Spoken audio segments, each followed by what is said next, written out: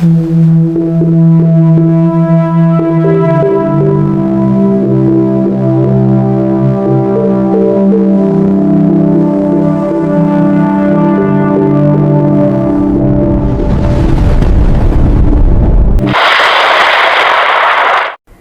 araw po sa inyong lahat. Narito na po ang pinakalitis nating update sa magiging lagay ng panahon ngayong araw ng Lunes, ika-13 ng Hulyo taong 2026. Base nga po sa ating pinakalitis satellite image, ang bagyo na ating monitor sa labas ng ating Philippine Area of Responsibility na may local name na Bagyong Inday ay huling namatan po yan sa layong 1,351 km ilagang kanluran ng Itbay at Batanes, kung saan nasa bansang China na nga po ito.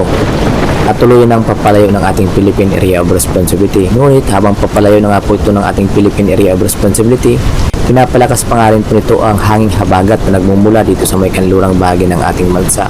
Especially po yan dito sa may Palawan, kung saan nagdudulot pa nga rin po ito ng mga bugso-bugsong hangin at mga sinasamahan po yan ng mga katamtaman hanggang sa mga malakas na mga pag-ulan na magdudulot pa rin ng mga localized flooding o mga biglaang pagbaha sa mga babang lugar at pag-uho ng lupa sa mga mabundok na lugar, kung saan sa kasalukuyan nga po meron pa rin po tayong nakataas na weather advisory o babala sa mga malalakas na mga pag-ulan na maaari pa rin po nating maranasan ngayon hanggang bukas.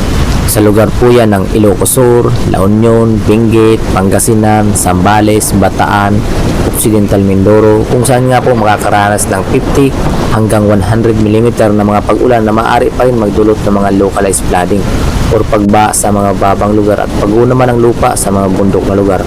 Kung kaya't lubos po rin po natin pinag-iingat ang ating mga kababayan sa mga banta pa rin ng mga biglaang bus ng mga pag-ulan at mga banta ng mga pagbaha.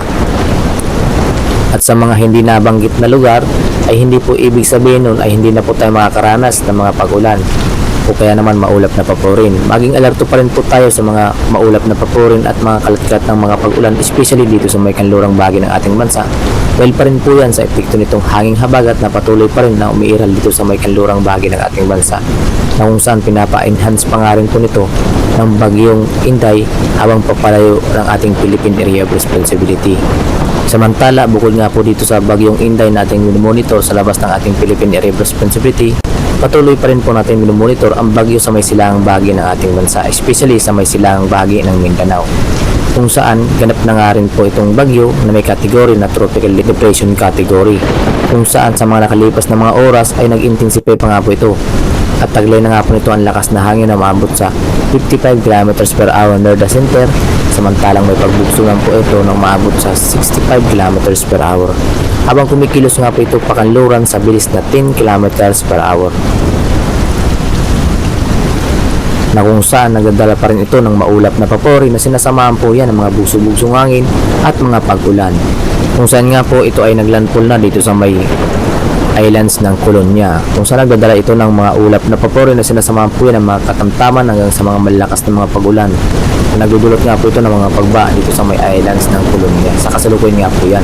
Samantala, may katabi nga rin po itong islands na tinatawag natin na Palau Islands, kung saan hagip na nga rin po nito ang Palau Islands ng hangin at mga pag-ulan.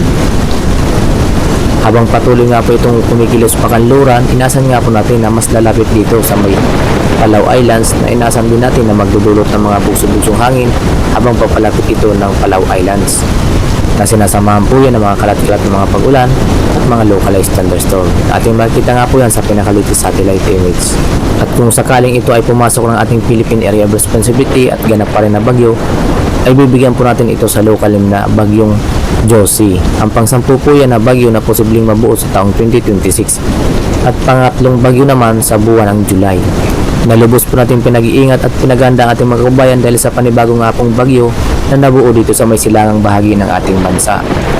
At hindi po natin inaalis ang posibilidad na pumasok ito ng ating Philippine Area of Responsibility at dumaan dito sa may area ng Visayas patungo dito sa may kanlurang bahagi ng ating bansa, na kung saan base nga po sa ating climatological track sa buwan ng July o Hulyo, makikita nga po natin dito ang mga nabubuo dito sa may silangang bahagi ng ating bansa, especially dito sa may silangang bahagi ng Mindanao, ay kikilos pahilagang kanluran sa mga susunod na mga araw or oras, kung saan posible nga pong dumaan dito sa may area ng Visayas patungo dito po yan sa may area ng Masbate, Romblon, Marinduque, Occidental Mindoro at Batangas bago tuluyan makatawid ng ating bansa, kung saan maglalandfall nga po ang pinaka-senaryo po natin dito sa panibagong bagyo na nabuo dito sa may silangang bahagi ng Mindanao, na makikita nga rin po natin na mayroon din po tayong mga senaryo na kikilos pahilaga, kung saan posible nga pong maglandfall dito sa may area ng Aurora, Quirino, Benguet, patungo dito sa may Ilocos region bago tuluyan makalabas ng ating bansa or makatawid ng ating bansa ang ating senaryo. At mayroon din dumadaan dito sa may area ng Batanes and Babuyang Group of Islands, kung saan kumikilos nga po ito pahilagang kanluran. Base nga po yan sa pinaka-climatological track, kapag may nabubuo nga po ditong bagyo sa labas ng ating Philippine Area of Responsibility sa buwan ng July, dito nga po dumaraan ang mga nabubuo. So maging alerto lang po tayo sa mga panibagong pangyayari at posible pa nga pong magbago ang track nito. Kaya naman maging alerto lang po tayo at maging updated lamang po tayo sa mga panibago naming ulat panahon na aming ilalabas. Ukol nga po dito na nabuong bagyo sa labas ng ating Philippine Area of Responsibility. At dahil nga po sa kasalukuyan ay nasa labas pa nga rin po ito ng ating Philippine Area of Responsibility, maaari pa pong magbago ang track o posibleng lakas nitong bagyo sa may silangang bahagi ng ating bansa, kung saan nga po lubos pa natin pinaganda ang ating mga kababayan dahil nga po inaasahan nga po natin na sa mga susunod pang buwan hanggang sa matapos ang taon ay inaasahan na nga po natin ang mga pagbuo ng mga low pressure area or posibleng maging mga bagyo sa mga susunod po yan na buwan or araw. So maging alerto lang po tayo at maging updated lamang po tayo sa mga panibago naming ulat panahon na aming ilalabas. At para naman sa may lagyan ng panahon ngayong araw dito sa Luzon, asahan pa rin po natin makakaranas na nga po tayo ng mga liwalas na panahon na sinasamahan po yan mga kalat-kalat ng mga pag-ulan, especially pagsapit ng hapon at gabi. Dito po yan sa area ng Isabela, Aurora, Quezon, Camarines Norte, Camarines Sur, Albay, Catanduanes, Sorsogon, Masbate. Inasan na nga po natin makakaranas na po ng improving weather sa umaga, ngunit pagsapit ng hapon at gabi maging alerto pa rin po tayo sa mga localized thunderstorm na kung saan magdudulot nga po ito ng mga maulap na papuri na sinasamahan po yan ng mga kalat-kalat na mga pag-ulan at mga localized thunderstorm.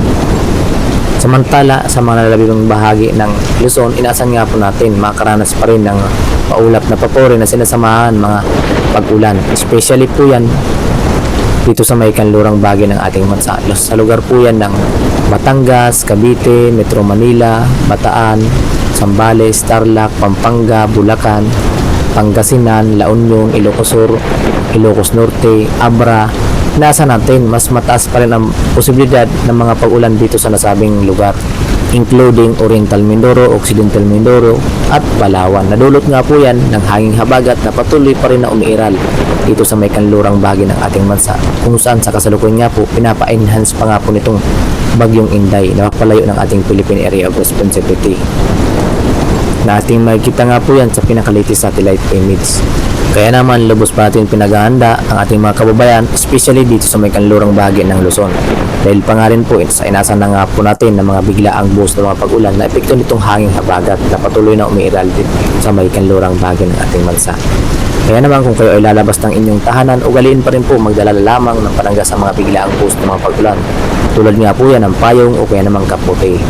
Kung sakaling ay may mga pagba na nga po sa inyong lugar at kung kayo ay lulusong, ugalin pong magdala ng buta upang makaiwas po tayo sa sakit na mga tulad ng leptospirosis. At para naman sa magiging agwat ang temperatura dito sa Legazpi, 25 hanggang 31 degrees Celsius. Tugigaraw, 26 hanggang 38 degrees Celsius ang ating inasahan agwat ang temperatura. Dawag, 27 hanggang 32 degrees Celsius. Baguio, 17 hanggang 21 degrees Celsius. Metro Manila, 26 hanggang 32 degrees Celsius. Tagaytay, 23 hanggang 29 degrees Celsius ang ating inasang agwat ang temperatura. At para naman sa magiging lagyan ng panahon dito sa may Visayas, Mindanao, inasan nga po natin makakaranas na nga po ng improving weather, kung saan mababa na nga ang tsansa ng mga pag-ulan sa umaga. Ngunit maging alerto pa rin po tayo sa mga biglaang boost ng mga pag-ulan or mga localized thunderstorm, lalo na po yan pagsapit ng hapon at gabi. At para naman sa magiging agwat ang temperatura dito sa may Tacloban, 26 hanggang 33 degrees Celsius. Cebu, 26 hanggang 32 degrees Celsius. Iloilo 25 hanggang 32 degrees Celsius ang ating inasahan na agwat ng temperatura. Samantala, para naman sa magiging agwat ng temperatura dito sa may Mindanao, dito sa may area ng Davao Region, 26 hanggang 32 degrees Celsius. Cagayan de Oro, 25 hanggang 32 degrees Celsius. Zamboanga Peninsula, 25 hanggang 33 degrees Celsius ang ating inasahan na agwat ng temperatura.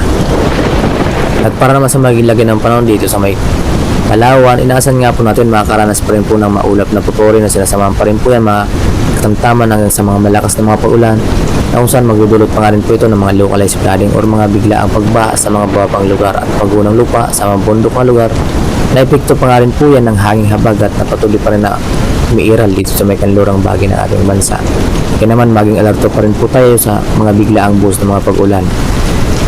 Kung kayo ay lalabas ng inyong tahanan, ugalin pa rin po magdala lamang ng mga panangga sa mga biglaang boost ng mga pag-ulan. Para naman sa magiging agwat ng temperatura dito sa may Puerto Princesa, 26 hanggang 31 degrees Celsius. Kalayaan Islands, 25 hanggang 30 degrees Celsius ang ating nasa agwat ng temperatura.